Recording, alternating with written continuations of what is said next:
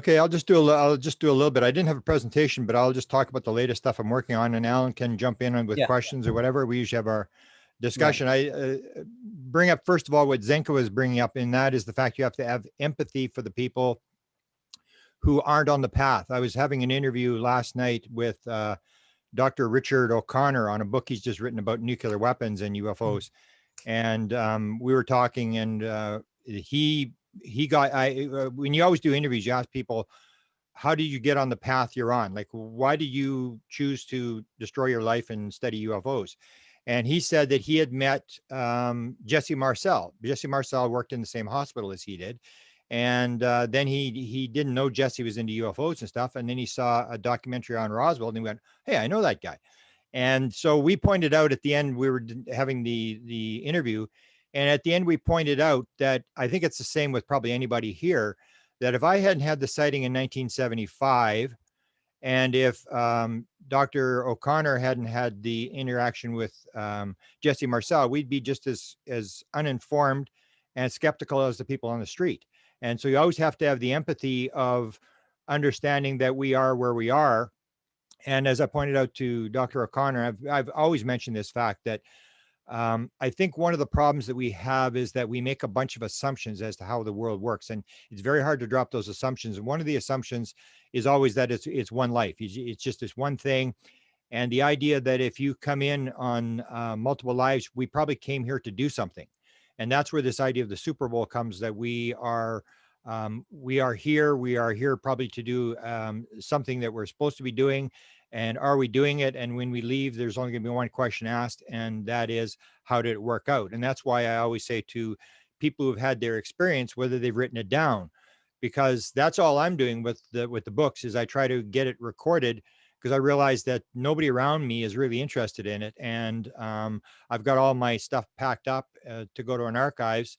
But if I were to die, all that stuff would go in the garbage unless I make some sort of way to preserve it. So we have this situation where if we are in the Super Bowl, if we are playing the game, when we leave, I firmly believe, based on my experience with Dr. Michael Newton's research, who did 7,000 regressions and did this whole research on life between lives, what we do between our lives, how we go to school and all this kind of stuff and plan our next lives and stuff like that, that when we leave, we only get asked one question, and that is, how did it work out? Because we're planning it. And that's one of the assumptions we have, is a lot of people will assume there's things outside of us that are affecting our life. And I'm saying that's one of the assumptions we got to get rid of, is it's that we are in control. It is a participatory universe, as John Wheeler said. We are creating the world that we see around us. That's very hard to believe. More and more as we go into quantum physics, we understand this concept that everything that's happening is in your head.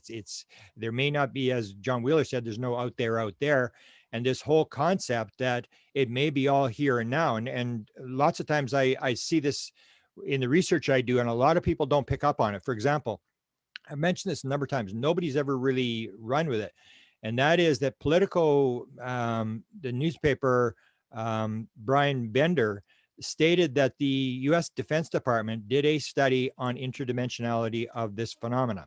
And they came up with this, they were looking at the idea of maybe it is here, but just a different here, that they're not coming from anywhere. And that's one of the things I've been working on, is this whole ET thing, as to, are we making assumptions as to what's really going on here? And nobody's really followed up on the fact that the government has done this. And I'm pretty sure it's in Pendleton's book, From Rendlesham Forest, where Kit Green comes and he confronts Kit Green, who's one of these Avery guys, who was the control officer for the remote viewing program. And he said to Kit Green, what are you doing? And then he said, well, we're looking at propulsion. How do they pop in and pop out just as quickly? We're looking at interdimensionality. And he said, there's 8 people, and the contract is owned by Bigelow, and they're working on this. And we're talking as we go along about, disclosure and stuff like that. And we don't realize there's this other side to the story that they've actually looked at. And you hear Lou Elizondo hint at this. And there was who was the recent one? There was another recent one. Oh, it was Bob Lazar.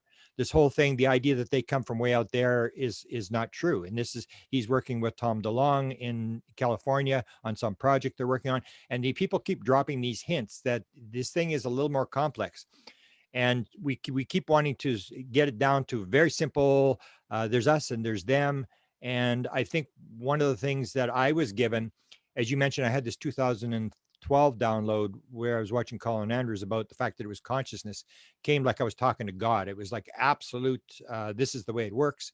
But in 2017, I had a more dramatic one, much longer, where I was given this whole concept of the idea that uh, most of the stuff you've got is wrong, and it's exactly the opposite of what you think it is. So they would give me things, and one of the key ones they gave me is what I maintain: whatever this phenomena is, whatever the intelligence behind this phenomena is, the number one message that it's putting out, I'm absolutely convinced, is the oneness message.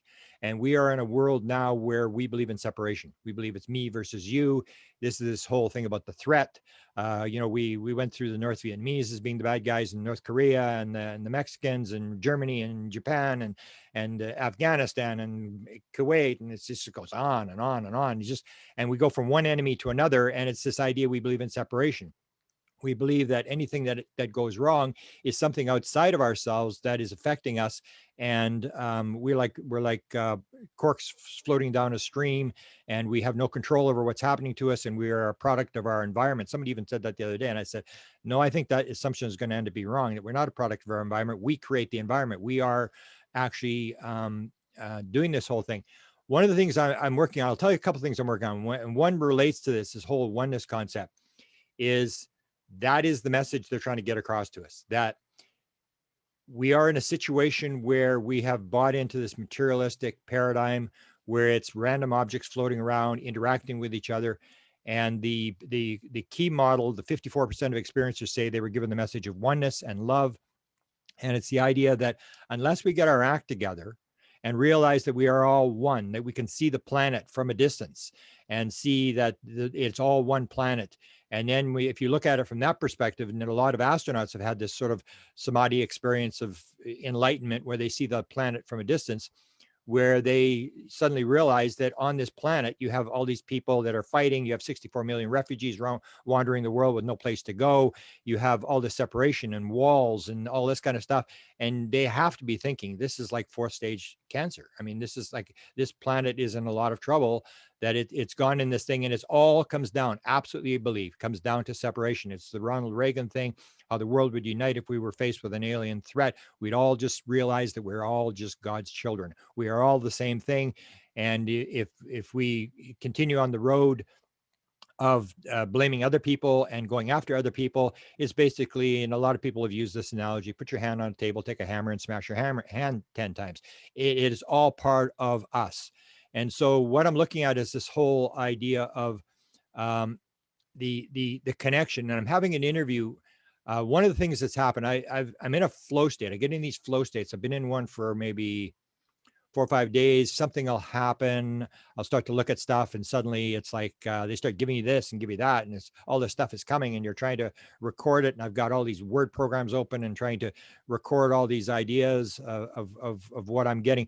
And the one I was listening to some interviews, a very interesting guy who really is not that well known, not that public, and that is David Perkins. And I am so excited. I'm going to get to talk to David Perkins. David Perkins has the biggest collection of cattle mutilation stuff in the world. Now, people always want to separate it. There's good stuff and there's bad stuff. And when we go into the evil alien thing, then they bring out the abductions, they bring up the cattle mutilations.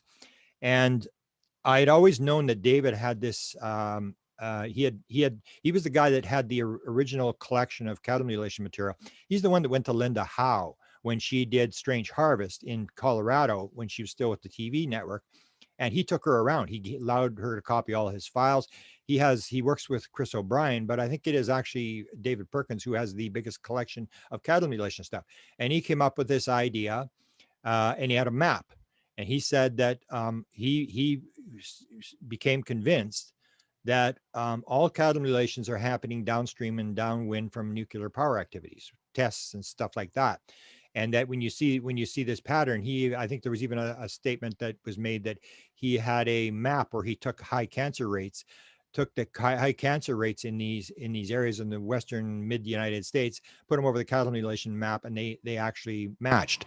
And this is this idea that it's all one thing. We want to separate it. We want to say there's us, and then there's this cattle mutilations, and then there's ATs or whatever.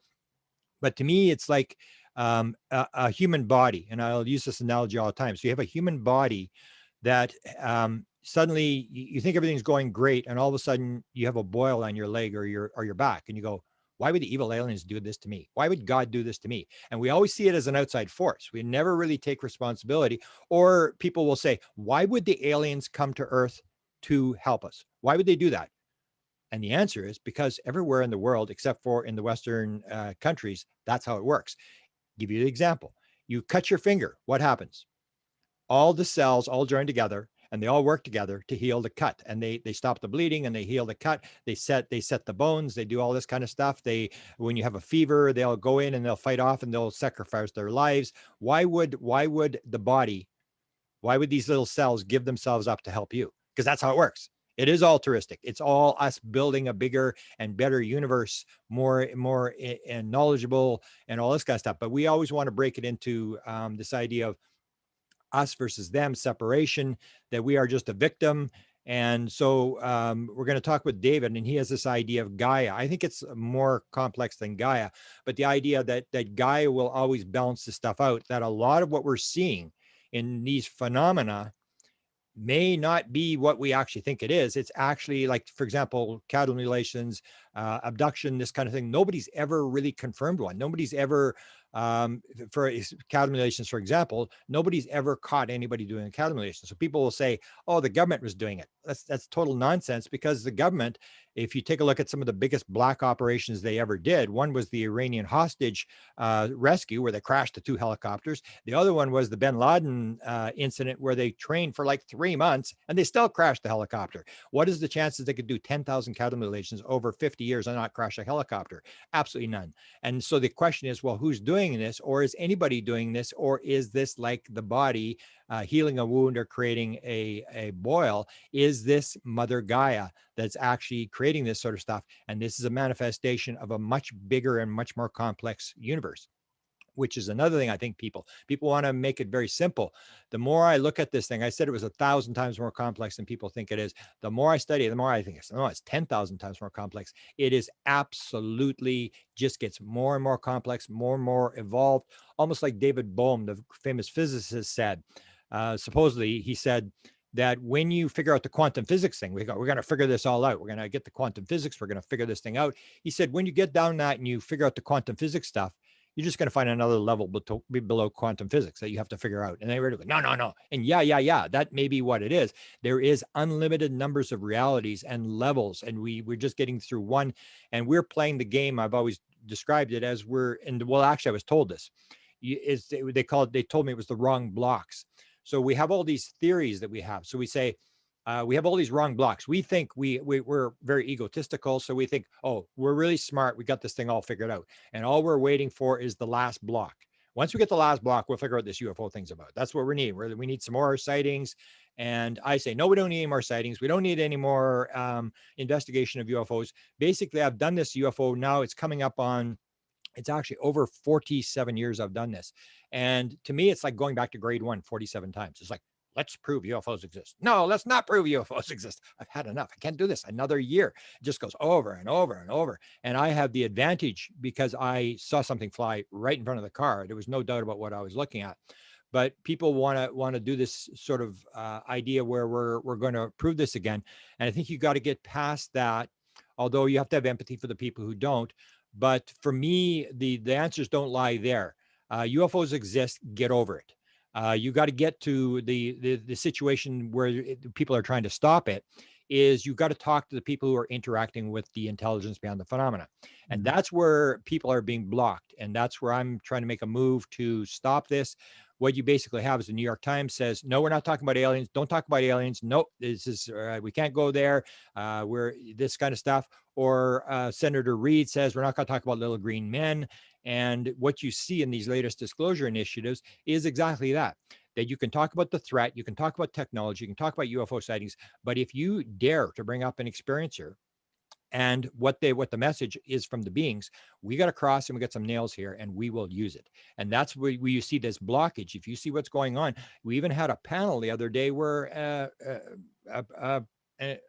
a researcher came and said all the experiences should stand down because it's an embarrassment. We're going to destroy, these people are going to destroy the disclosure movement, that the government is not going to take us seriously because people are talking about their little alien visits or people that are their little woo-woo stuff, and to try to stop it. And I'm going, wow, I mean, I could see the outside world, but the UFO community starts to do that. You go like, what is going on here? But Grant, doesn't the craft have to fly over the car first? I mean, there's a lot of, I mean, you could not back in 75 say, yeah, there's been abductions, aliens, contactee. You had to have the physical thing first, like maybe the world is experiencing now, in order to get to those levels and levels of awareness. Everybody is because of their experience, but we want to have this idea that we can sort of prove to other people. And I pointed this out. I did the Stanton Friedman files, and I went, and one of the key things I point out about Stanton Friedman's files, he's got like 15 pallets full of files. He tried to convince Menzel, he tried to convince Klass, he tried to convince Carl Sagan, and he didn't convince anybody of anything.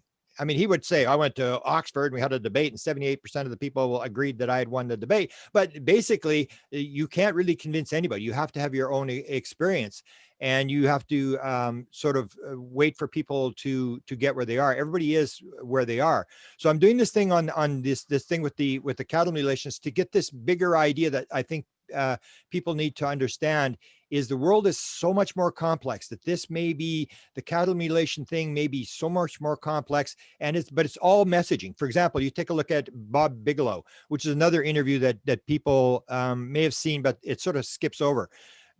At one point, George Knapp asked Bob Bigelow, so you got to remember Bob Bigelow was doing the Skinwalker Ranch, and he said to Bob Bigelow, he said, okay, you had the Skinwalker Ranch for all these years, so what's the conclusion? What was it all about? And Bigelow didn't skip a beat. He said, it's messaging.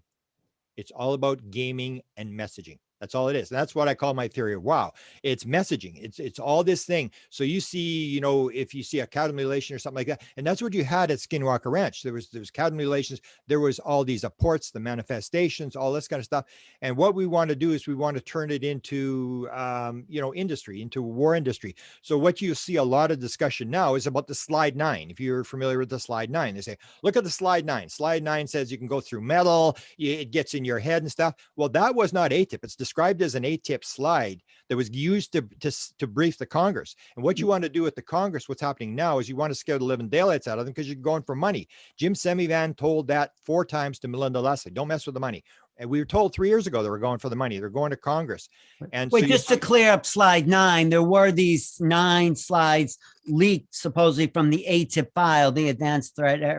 From the briefing that was given. But the incredible thing at that last slide is that thing that's highlighted where it says the phenomena is now quantum physics. You remember that at the bottom of slide 9? Yeah. But what they're doing is they're this thing where, for example, they would say with the going through metal. Well, that wasn't ATIP. All ATIP is doing is they're looking at military encounters. So that's got nothing to do with that. That's got to do with Skinwalker Ranch. Slide 9's got to do with Skinwalker Ranch. And that's what people maybe forget, is that the ATIP was only a small part of a bigger program, which was OSAP. And what OSAP was this guy from the Defense Intelligence Agency who hears about Skinwalker Ranch, gets permission from Reed and from Bigelow to go to the ranch, and he sees the infinity sign, the metal infinity sign floating around. And he goes, holy cow, this is for real. And in the military operation, military people go in there because they're basically looking at how does this paranormal phenomena works. In the big one where they talk about going through the metal, that is definitely the cows. That is the guy has the 4 bulls, these high priced bulls, and he says, I hope they don't mess with my bulls. He goes running out and the bulls are gone from the trailer. And then he's going, well, what did they do with my bulls? And then he looks at this locked trailer with a lock on it. It hadn't been open for a long time. And he said, I wonder if they put the bulls in the trailer. And he opens the thing, and there's the bulls inside, and they stampede, they go crazy. And that's the whole thing. So they were looking at the paranormal phenomena at Skinwalker Ranch, and they were trying to figure out how to militarize this stuff, how to use this stuff. And the warning I have to people on this sort of stuff is that this has happened before. Part of my download in 2012 was there was 3 things put in my head. And one was the slide from the Canadian government from the top secret memo. So Wilbur Smith, who's the top secret, the guy that ran the Canadian government program from 50 to 54, called it flying saucers, never used the word UFO, went to the Americans. He talked to American officials. He writes a top secret memo, and it says in the top secret memo, we were told flying saucers exist. It's the most highly classified subject in the United States. Small group headed by Dr. Vannevar Bush are trying to figure out what's going on. The subject is of tremendous significance to the Americans. And then the key part, he said, and we're also told by American officials that other things might be associated with this flying saucers, such as mental phenomena. The Americans aren't doing very well because they said if we're working on it, they're willing to exchange credentials. So the Americans have told the Canadians that mental phenomena is involved with UFOs. One of the people that's on the memo is a guy by the name of Dr. Oman Salant. So Wilbur Smith is reporting to him. He's the head of the Defense Research Board, which does the weapon research. He's the guy that gives Wilbur Smith the property outside of Ottawa to build the Flying Saucer Observatory. It's on Defense Research Board property. And he's mentioned in the memo. 10 months after that memo was written about mental phenomena is involved, Salant goes to Montreal to the Carlton Hotel, and there's a meeting with Tizard from Great Britain, for about 3 guys from the CIA, a couple of guys from Canada, including Salant. And that's where they start a program called MK Ultra. MK Ultra was a program to try to figure out consciousness. How do we do this? Now, how the Americans knew that they had consciousness, that mental phenomena, because Adamski did not appear until a couple of days after the detonation of the hydrogen bomb, which is one of the things I'm really working on now. If the world is one thing, then everything is connected. There are no random UFO sightings. People want to believe, as I did in 1975, as everybody did in 1975, that it was a random event. I just happened to be in the right place at the right time, the wrong place at the right time. And now we know that people have multiple experiences. They're lifers. This is part of their life. It is not a random event. And so we make this assumption, and now I've lost my train of thought here. About being a random event. And, okay, the nuclear weapons. So you start looking. Yeah. So I said, I knew that my first encounter had to do with nuclear weapons. I didn't know for 35 years. I went back to give a lecture at Eureka Springs. I went back to the town where all these sightings had taken place, where I saw my sightings in 1975. I went to Bob Diemert, who runs the airport there. And I said, Bob, what were they doing in Carmen? There's nothing here, Bob. There's nothing here. He said, you know why they were here. I said, no, Bob, I don't know why they're here. He said, I told you why they're here. You know why they were here. I said, no, Bob, I don't know why they were here. He said, the nuclear missiles. I told you that. They were coming from the United States, and they had put in an anti-ballistic missile unit, the only one that went operational. They put in 100 new nuclear missiles in North Dakota. They went from 300 to 400 Minutemen and these missiles to try to shoot down Russian missiles in 1975. They took them out at the end of 1975, and the sightings were 1A. And so I started to look at it, and I wrote the book, Tales of Charlie Red Star. I put a lot of this in there, where I started looking and say, well, if it's all one thing, if everything rings like a bell, if everything's connected, then all the missile silo sightings should be linked to some other event. And I started to look, and it all started to fit together. I'll give you an example. Everybody knows about the Malmstrom Air Force Base, 1967. That had to do with the 6-Day War. There was nuclear weapons being moved into to Europe. That was when the Israelis had started to build nuclear weapons. Nobody knew how many they had. They had 2. And what it was, if you read a book called Foxbat over Dimona, you see that it was the Russians were using the Egyptians as a front, and they were going to go in and take out the nuclear missiles. And the Israelis had said that they were going to detonate one of these atomic bombs that they had. They'd built one the night before the 6-Day War started, and they were going to. But the Russians had come in and overflown the Dimona plant in May, and to take this thing out, take these plant out. It's the same day that the Falcon Lake thing occurred in Canada. If you take a look at the famous the experience with the school in Australia, that was the same day as the first hearing on UFOs in the Senate that Ford had requested. You start to see all these connections. You go, oh, that's what's going on. And it's not these random events. You start to realize that all this stuff is all tied together. It's all connected. And the nuclear stuff, example, one more random event. You think it was strange that the Senate report came out on the same day that Kenneth Arnold had seen those saucers over Mount Rainier, June 25th? Is that? Yeah, that I mean, they may Oh, be playing. Yeah, that one, or you have the one where the New York Times article was on the same day they shut Blue Book down. It was the yes, same day. yes, yes, So yes. you get these, but the whole thing is we're assuming these are random events, that these they just come. And mine I know because what happened in 75, or you take a look at the end of 1975, they have, I just posted it today on my Facebook page. Bob Pratt, I was good friends with Bob Pratt at the time, and they leaked this NORAD document about the overflights of the SAC bases along the Canadian US border. So they, in within about a week and a half late 1975, they had overflown Loring Air Force bases, where the B-52 bombers came out with their nuclear weapons, Wurtsmith Air Force Base in Michigan, Minot Air Force Base, where I actually have an experiencer, took me to the base, took me to one of the silos where she said she saw a UFO come out of the silo in 1988. And Malmstrom happened in the same year. So you get this thing at the end of 1975, and then you suddenly realize that in the middle of this 10-day period where these UFOs were inside the nuclear weapon storage area, that's when they took Travis Walton. And you start going, oh, this stuff's all connected. So I'm working on this whole thing. I'm putting it together. I'm doing a series on nuclear weapons. So that's where I'm bringing in Perkins to talk about this connection to cattle mutilations and stuff like that. And we start to realize that the world is not this random thing. Because if consciousness is primary, you can't have random events. You can't say there's something outside consciousness. Max Planck said nothing gets behind consciousness. Everything is an activity inside consciousness, according to Deepak Chopra, which I think is right. And so this idea, we believe there's these random things, that we're these victims. So those are kind of the things I'm working on, and I'm trying to get away from this idea that we need to prove UFOs exist, because everybody's in. It's a business, and even now we're having another disclosure panel and stuff. A lot of people are interested. We've got a way to put the message out.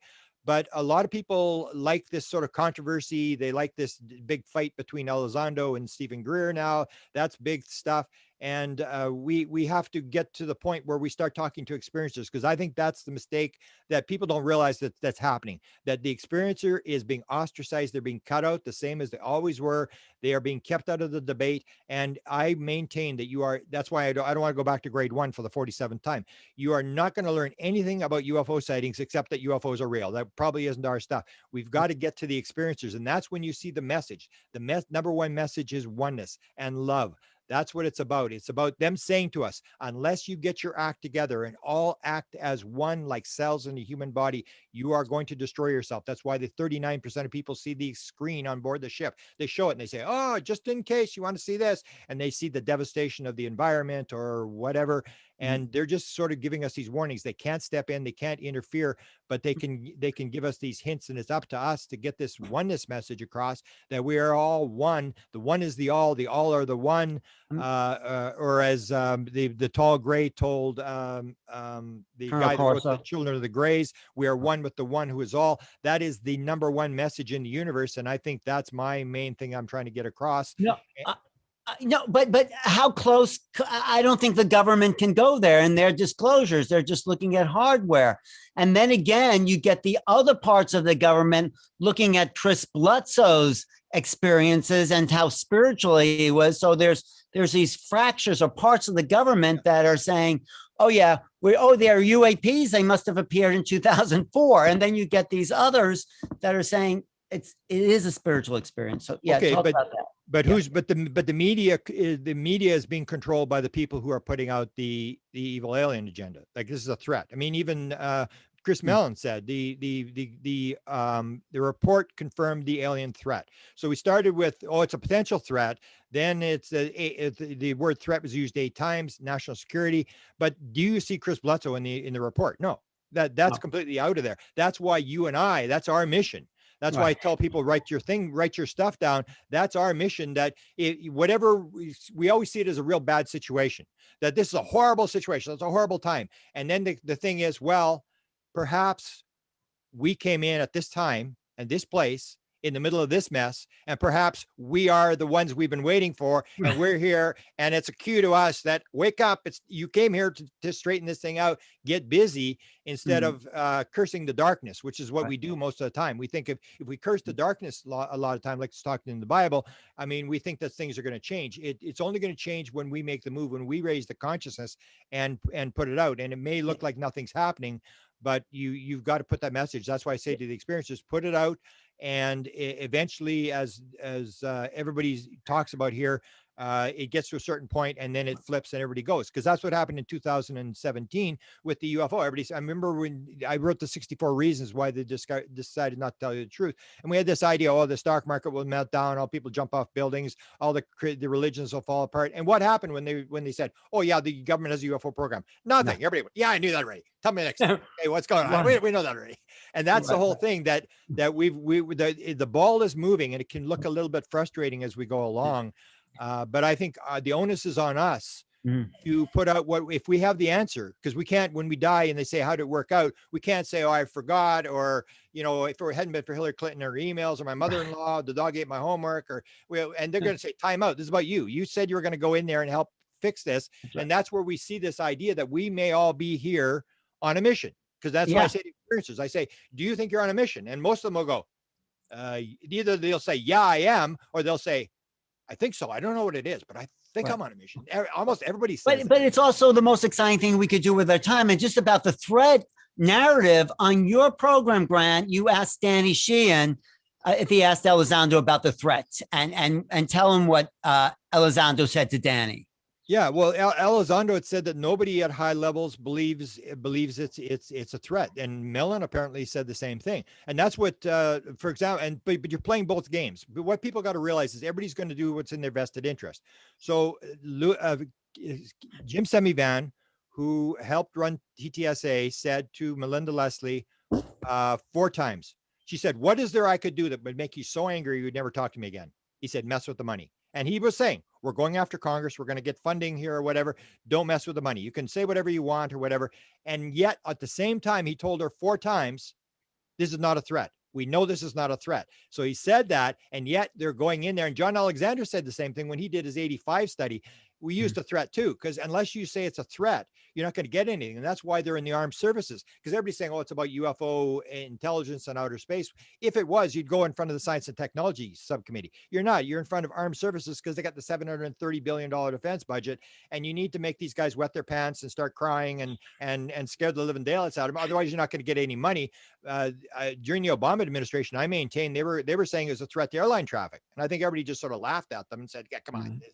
You need to do it. So everybody's playing. That's the thing, is the government is not unified. You have all these different factions that are working against each other. I even posted today on Facebook about Bill Moore, how Bill Moore was contacted. This is nothing new. He was contacted by high level official who said there's a bunch of people in the government who want this out, and I'm representing them. So you have these factions. Wait, who's Bill Moore? Tell people who Bill Moore is. Well, Bill Moore was the Messiah of the 1980s. So we have Lou Elizondo is the Messiah. Everybody's following him. He's the guy that walks on water. Before him was Stephen Greer. Before him was Tom DeLonge. Then it was and Bill Moore was the guy from the 1980s. And basically what happens is they do something wrong, and then they sort of get crucified, and the next Messiah comes along, it's the same program. I say what's happening now has happened many times before. They've dropped this stuff. There's people inside the government who want it out for whatever reason, and they leak this material to different people who can get the message. That's why they went after Tom DeLonge,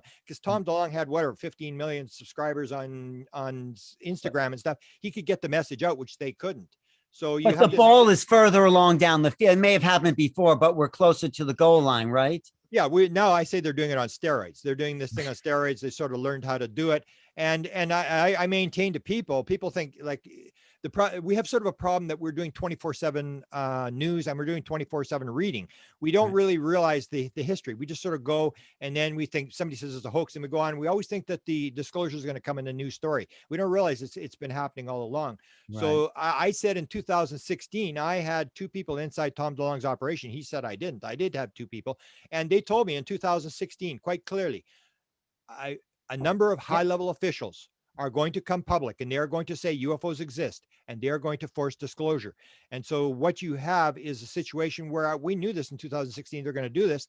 Hillary Clinton didn't get reelected. The WikiLeaks, they dumped the WikiLeaks, and all these guys got exposed, and they had to rerun the plan. But this has been an operation for quite a while. But so the people who want the money are going to the Armed Services Committee to get the money, because these are the people who've got the money. And then you have the people who are trying to stop it, whether it's a religious bias, or we don't want you leaking the security, or we need to go after the Chinese with this technology. We need the technology. So people have to realize the government is not unified. Even myself, I worked in a university for 40 years. And I said, and I keys to 10,000 rooms. And I said, if you think I knew what was going on, do you think I would have left 6 months before a buyout took place? I mean, I had no idea what's going on. I knew my little job, my little office. I didn't know what my boss was doing. I knew what was going on below me, but I didn't know what was going on above me. And that's what people have to realize, is that it's this sort of deal. And we have to remember who we are. We are, as I always point out, we are not the actor on the stage. We are etheric beings who are playing an actor on a stage. Big difference.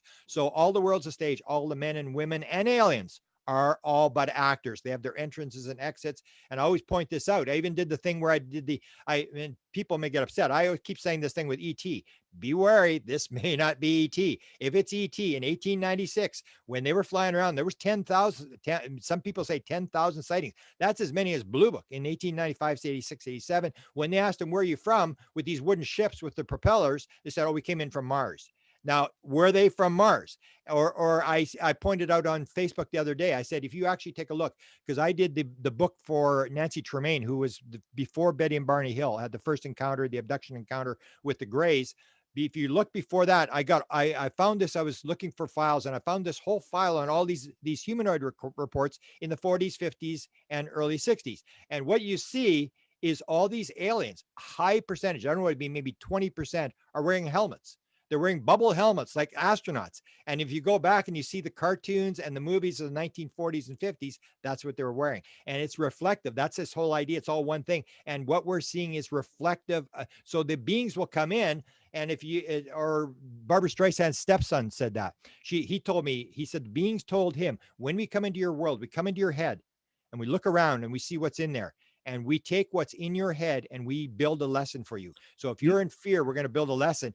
We have to remember, we are part of the thing. It's not an action out there. We are part of it. And so you see the aliens changing. First, they say they're from Mars and Venus. And then when we discover, there's nobody on Mars and Venus and the moon, then they say, they're from Zeta Reticuli. And Betty and Barney Hill, they come in, they're wearing hats. So I say, what is this, a Zeta Reticuli baseball team? Like, why would an alien wear a hat? You start looking at all these anomalies and you go, this is much more complex than what we think it is. So they're reflecting our consciousness. Yeah. It reminds me of this. I was in England to visit the crop circles in 2008. And it was August 8th, 2008. And everyone said, there must be a crop circle on this day. And we're all sleeping on top of the mountains, waiting for the circles to appear. We didn't see the circle as it appeared, but it was a circle of an 8. It was in the shape of an 8. It was exactly reflecting the 888 date. And so it goes along with what you're saying. The phenomenon reflects where we are. So there were wooden ships in the 1890s, and then there were these saucer shapes in the 40s and 50s, and then cigar shapes. And so where are we now with the phenomenon as it reflects this next level of awakening? Well, we are on an individual level. We are where we are. So I think I was given, like when I started working on this nuclear thing, I mean, it was just like a flood of material and all this sort of stuff that the Pascagoula sighting, all these major sightings back in the early days. I was with Bob Pratt. And you're going that this can't be coincidence. Like Sandy Larson was one of the biggest abductions. It was 1975 before Travis. You got to remember that in those days, nobody knew about abductions. It was really rare. There was Betty and Barney Hill. That was basically it in the Pascagoula case. There was Sandy Larson. I remember the National Enquirer talking about how this is amazing. And he was trying to get the details. It was on the front page of the National Enquirer or whatever. And then I suddenly realized they were at Beaver, North Dakota. There's 2 nuclear missiles within 2 miles of where they were taken on this highway. And you're going like, is this chance? And that comes to the idea. There really is not much chance when you start feeding this stuff. So the beings are putting this material out. They're giving all this stuff. They're doing the theory of wow. They're doing these weird things that get people's attention and make people think what's going on, and they move it along. And hopefully they're going to stop the nukes. I firmly believe they're in control of the nukes, because the nuke is the way they described it. And you got to remember that Adamski appeared. The first encounter with an alien, a conversation, occurred only a couple of days after the detonation of the hydrogen bomb in 1952. And that the hydrogen bomb is where we suddenly changed the world, where we could actually destroy the world. You can't do it with atomic bombs. You can do it with hydrogen bombs. And they came in, and the Canadians got the message, and they're all getting these messages: stop the nuclear bombs, because what they maintained was this oneness thing, that it's not just you with your little bomb and you're going to terrorize some country and drop it on their civilians and terrorize them or whatever.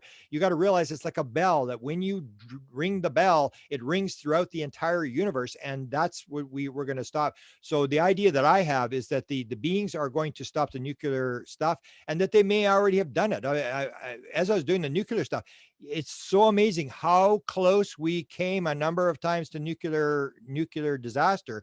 One was in the Carter administration, when Brzezinski took the phone call. You remember the 2016 big fight about it's 2 at 3 o'clock in the morning phone call? That came from the Brzezinski days. He took the phone call at 3 o'clock in the morning, and they said, there's 200 missiles have been launched. You need to wake the president. He's only got a couple of minutes to launch. And Brzezinski, he said, I sat there and I tried to figure out, what am I going to do? And then suddenly they said, there's 2,000. And he's going, what is going on here? And then he looked at his wife. His wife is sleeping. And he said, it's over in half an hour. I might as well let her sleep. And when you see that kind of stuff, you go, or they dropped what was happening. Russia was launching 2,000 missiles. No, somebody had left. I think they had left the tape, the practice tape, in the machine. And so it was doing a recreation of a thing, and they were picking this thing up, and they hadn't taken the program out as a test, and it came across as real. But it's those kind of things, or where they drop a wrench down a silo in Arkansas, where they pierce the fuel cell, and the fuel starts to leak. And if that thing had gone off, if it was a nuclear, Arkansas would have been gone.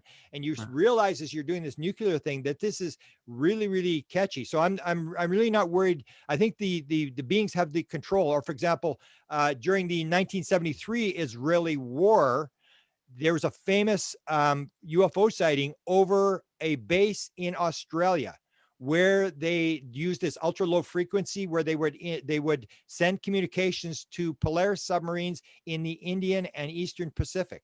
And this thing was over there as this thing, and they were going to use nuclear weapons. The Israelis were going to use them in 1973 as well. So you see this UFO sighting that looks very random, and it's shutting down the communication with the nuclear submarines. And then you see this thing over in Israel, and you realize it's all connected. So I think they're on control of that.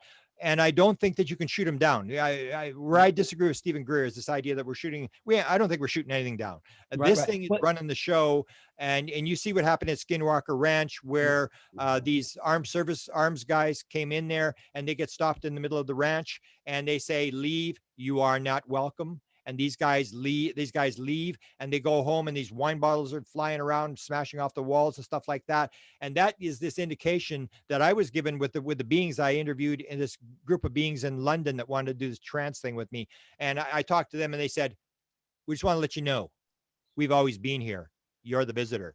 And that's the whole deal, that we're making this mistake that I try to point out, is that we think, they're in our airspace. No, nobody owns the airspace. But if anybody owns the airspace, they own the airspace, just like they own Skinwalker Ranch. They said, leave, you are not welcome. Basically, this is our ranch, get off. And that's when Bigelow said, and that's why I always say, you listen to these people, you may not agree with them, but listen to what Bigelow said. Bigelow said, when I saw what they did to the government guys, I knew it was time to sell the ranch. And that's the whole thing. That's what Jim Semivan said. They are running the show. And he also said this thing about ultra terrestrials, and they created us, and they talk in symbols, this idea that people keep repeating that this may be here and now. Because if there is no time and space with quantum physics, and it's all here and now. It's all one thing. We're making these assumptions. There's out there, there's time, there's space. We know that, and then we come back and we start talking about it again. It may be this complex world where it's all here, it's all now, it's a vibration, it's like a radio with different frequencies, there is no out there. And the more I look at it, the more I realize that this ET thing is way more complex than we think it is. It's way more messaging than we think it is, and we've got everything wrong. In fact, they told me, they said you're just an ignorant, arrogant little piece of poop. That's what they told me. And you think you know how reality works. You haven't got a clue. And the worst part about it is you don't realize you're an ignorant, arrogant little piece of poop, and you don't realize that you don't know what's going on. And I think that's what it is. It's a really, really complex, magnificent universe, and we're just starting to get on the edge. But it's you and I who are on that leading edge of quantum physics, who understand this stuff, who have to put out the message. If we don't put out the message, it's not going to resonate. It's not going to raise consciousness. That's our job. We can't rely on the government to do it or people to do it. That's up to you and I to do. But will the government ever come around to the fact that it is this level of consciousness? And what would be your plan to get the contactees out in front? Forget the hardware. How do we bring these contactees in front of Congress and then start to tell the world this is not about hardware, it's about evolution? Well, it's going to happen once we get past this, hopefully get past this UFOs exist thing. I mean, come on, this is like 45 years and whatever, 75 years, and we're still on this thing about let's prove UFOs exist. And once we get past that, that's what Jim Semivan said. Then the third rail is going to come in. Cattle mutilations, abductions. That's where we got to make the move, because they're gonna build us into the fear scenario, or this thing about the jamming of the there's an article about to come out where they have a new interview with one of the pilots where they jammed his radar. He locked on. So good luck. I mean, you lock on to shoot this thing down, and then it jams the radar, and that's an act of war. So we have to. It's an act of war. Maybe it's an act of peace, but yeah. Yeah, we have to spin it. They're going to spin it their way. Everybody in the government is going to spin it to their own effect. So it's like, what is the number one thing a one-star general thinks about all day? Getting a second star. Everybody's taking care of themselves. So we have to put the message out. That's our job. And that if we don't, we lose, because they're going to dominate the message. But as soon as we get past the UFOs exist, then everybody's going to say, well, what are they doing here? What about abductions? All this kind of stuff. And that hopefully is where we can get this idea of explaining the cattle mutilation thing, what may be going on with abductions, that it may not be, there's an event, but it may not be the event you think it is. But I'm not really worried about them shooting down the intelligence. No. I'm worried about some people getting killed. There's even this story about the 1976 thing where the F-4 tried to shoot it down, and they shut down the whole plane. And apparently, according to Bob Pratt, I was just reading today, Bob Pratt said the head of the Joint Chiefs of Staff had said we shouldn't be chasing these things. And I think the Russians said the same thing: do not engage. We have to learn this idea. But people are in this mentality: it's me versus you, and that's where separation is so bad. We're in this world of separation. We can't agree on politics. We can't agree on ufology. We can't agree on anything. It's this idea, and it comes from this secular, scientific, religious belief that it's random. Everything is random. It's just particles floating around, and it's survival of the fittest. If I don't kill you and eat you, you're going to kill and eat me. And this idea, and so we are the ones we've been waiting for. I believe we came in for a purpose. That it is our job to balance out these messages that they're putting out, and to raise the consciousness. And when the consciousness get raised, then we'll move to the next level. We haven't even got to the point, like even with basic on the street, they have no idea about this thing about time and space and quantum physics and that sort of stuff. Everybody's just basically trying to live their life, pay their bills, take their kids to soccer practice. Nobody really cares. But we are in the game where 500 years from now, people will be reading what we wrote, and hopefully we do the right thing. We have a chance to change it. I believe we came in for a reason, and we have to be doing what we think best will raise the consciousness towards the idea that it is all one thing. There is only one thing, and love is the basis of the universe, and that consciousness is primary. Well, in the interview we did with Richard Doty in the first hour, he said the DIA holds all the cards, and there's also seems to be a fracture within the government organizations about people wanting to release or not release. Yeah, we have to get to first base saying, guess what? We have company, but we're not even there yet. So, I mean, you get Neil deGrasse Tyson coming on and say, oh, those are artifacts of of radar, and that's a level of makes science look foolish to say that. So how do Yeah. we get to first base?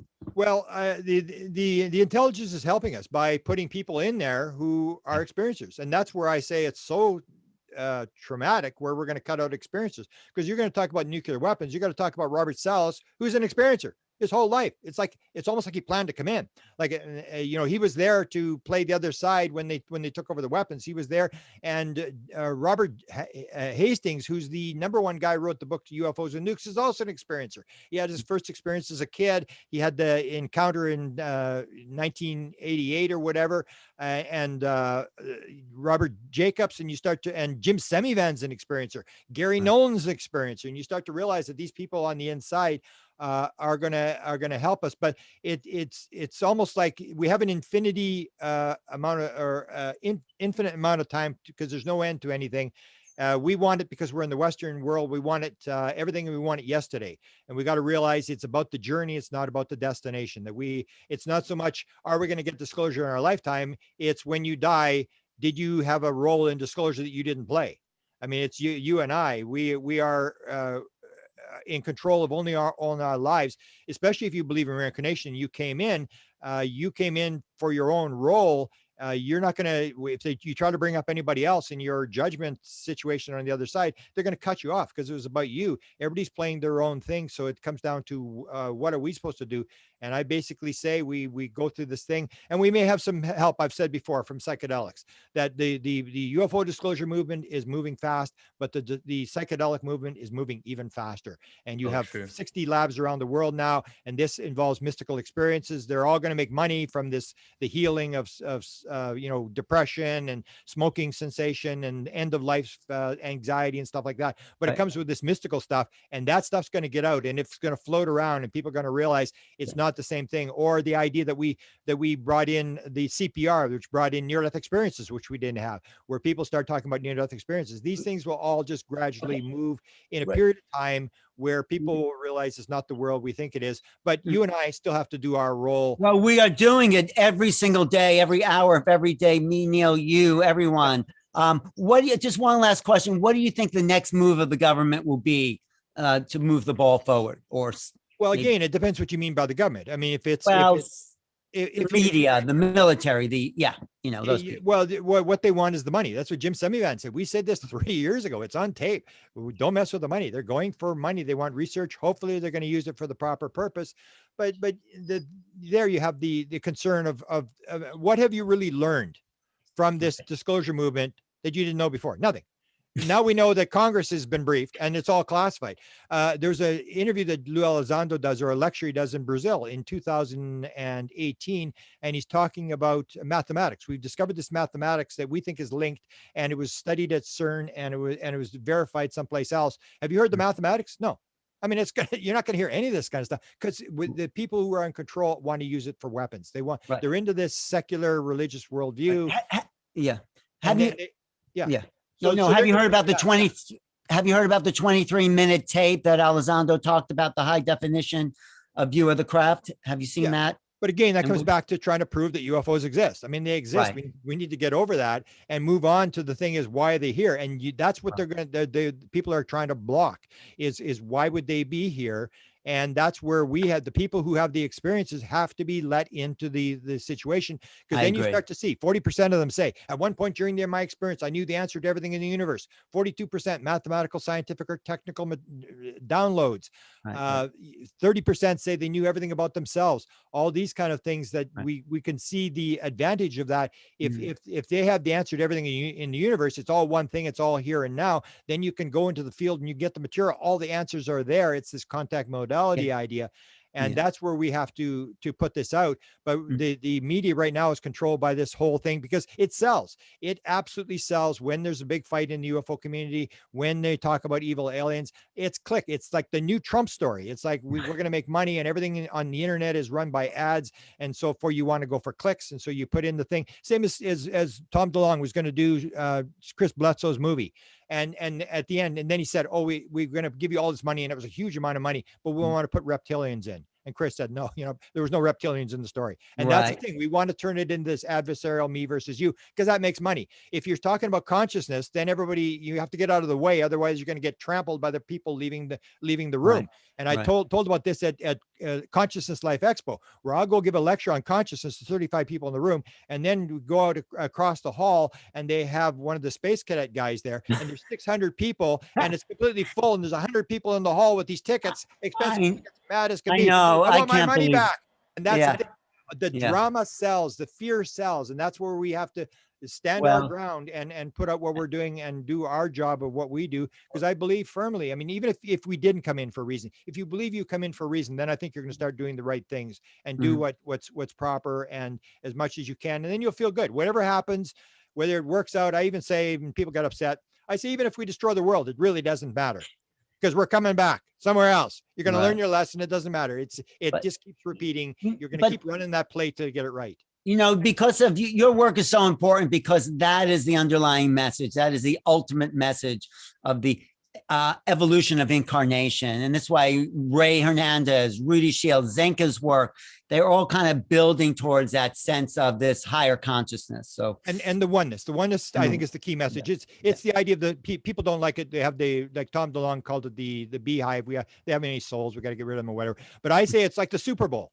I mean, if you have the Super Bowl team, the team that wins is the team that works the best together, where everybody does exactly what they're supposed to do. Can you imagine, like, some of the UFO researchers fighting? They're in the huddle, and they're fighting about, don't tell me I'm going to block. I'm not going to do that. And it's like this massive fight. That's where we are. And as long as that happens, it's like cancer. It's like everybody fighting with each other.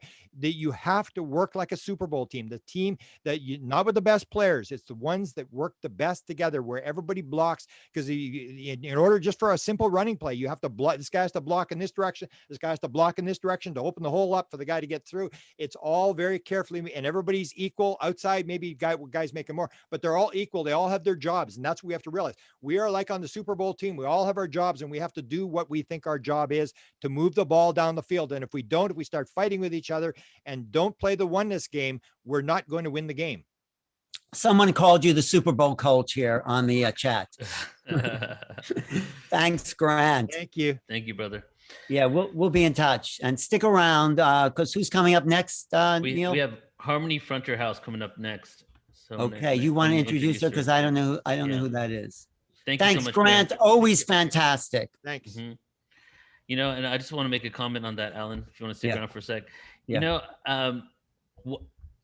We've seen the division within the UFO community, and it seems that there's not just like 2 or 3, there's like hundreds of different beliefs, and people pick and choose what they believe, and that goes down like their rabbit hole. Right. And what I was told like 10 years ago from some speaker, like quite some time ago now, was that if there was going to be a movement that was the most infiltrated, it would definitely be the UFO movement. And the reason why is that the questions that we're posing here and the solutions to society that can possibly come out of this are so huge that so many individuals, organizations, groups, entities, governments have their hands invested in that information not coming out, right? Whether it comes to healing sicknesses and diseases, or when it comes to how did they even get here, and why are we using petrol when we might have a technology that goes beyond that? So, and then of course the question of why do we have amnesia, and who are we, and how we're connected to these beings, right? That even gets involved with religion. So I just want to second what Grant's saying. Like right now, it's so important to come together, because we know that this topic is so important that it makes sense that the division is going to be for whoever they are, their benefit, right? So we really need to bring together. Yeah. Grant, you had something to say to add to that? No, this is right. I mean, especially when people make a mistake about the government, people have to realize that the government is all sorts of different entities, all trying to steal each other's budgets and all fighting. And that's what you do. I mean, if you're in some department, you're going to do what's best for your department. It's the idea that a 1-star general wants to be a 2-star. He wants more people under him and stuff like that, that there's everybody's on a different page. And so we got to figure out what page we're on, and that there's going to be opposition. But in the end, I've seen the final chapter, we win. I mean, basically, we win the game. So it's just a matter of how we play the game. And we're fighting old paradigms. That's a war paradigm, and it was probably important in World War II when it was pretty dangerous. to have fascists run the world, So here we are in a new time, and these other people haven't caught up with the fact that suddenly we are one planet. We're all connected, There's a virus or whatever that was. Everyone's affected. We all have. So we are coming together in oneness. Yeah. And we just have to realize that we're all connected. I mean, it's right here. The one thing you can't do is get into victimhood. Right. You have to realize that maybe we even manifested the opposition. Because it's this play. It's this cool thing. We want to play this play, and we need some opposition to inspire us, because unless we have opposition, we're going to fall asleep. And so it's this idea of self-responsibility of what role we're playing, and not trying to sort of blame outside forces that, well, if they just did this, then it would work. No, it doesn't really matter. It's my favorite analogy is if you help a little chick inside an egg, crack that egg, it won't be strong enough to survive. It needs to crack that egg on its own. So we're cracking this egg on our own. Yeah, there's people watching our beings, but we got to do this. We have to upgrade our planet. Well, Zinka pointed that out in her presentation, which I also point out in contact modalities, is people don't realize this. A lot of contact modalities come from trauma. So we say, we don't want any trauma. We don't. But you take a look at people with fevers, head injuries, near-death experiences, all this kind of stuff. And you see this trauma. It rips the filter, it puts you in. So there are no good and bad events. There are just events. And your cards are dealt to you, and it's how you play your cards. And that trauma thing is really, when she pointed that, I saw that chart she had, that's exactly what I concluded. Trauma is a major thing in terms of enlightenment. Well, Whitley Strieber's Communion is one of the best illustrations of someone who went from trauma to now these visitors. And he's one of the deepest thinkers on the subject because he went through such a hard time. So I think the planet's going through that. And if we're one consciousness, this is the trauma of wars and Holocaust and atrocities that we've suffered for 5,000 years. Yeah. Let's say maybe we're coming out of that trauma. Hopefully. 100%. Thank you, Grant. Thank you. Thanks. I agree 100% with that. And I've been saying, actually, lately, I've been saying this more because I've owned it even more than ever before, that if it wasn't for my trauma from like age 3 to 7, mostly, I wouldn't have created Portal to Ascension. And it was actually, Portal to Ascension was me exploring how to heal myself from the traumas that I got when I was a child. And, so what I've realized is that people that have experienced traumas have the opportunity to be masters of whatever that experience and that lesson was. For example, when you go to rehab, right? Who are the counselors? They're normally ex-addicts or people who are alcoholics, the people that have had those experiences and traumas that they can experience, they can talk from that place of knowing. Right? It's interesting you're saying that. We'll get to our next test because the trauma that stayed with me was from a past lifetime that I think I came through from World War II. It was not a picnic. Oh, yeah. Right? It was very intense and traumatic. And something of that has pushed me to want to make the world a better place, to stand up for humanity, to know that we're more than that past, that there's a greater future that awaits us. And we're moving into really exciting times. That's why I'm so happy you do these programs, Neil, because you're showing this next level of reality. We're creating something together, all 200 and something of us here and all the people listening online.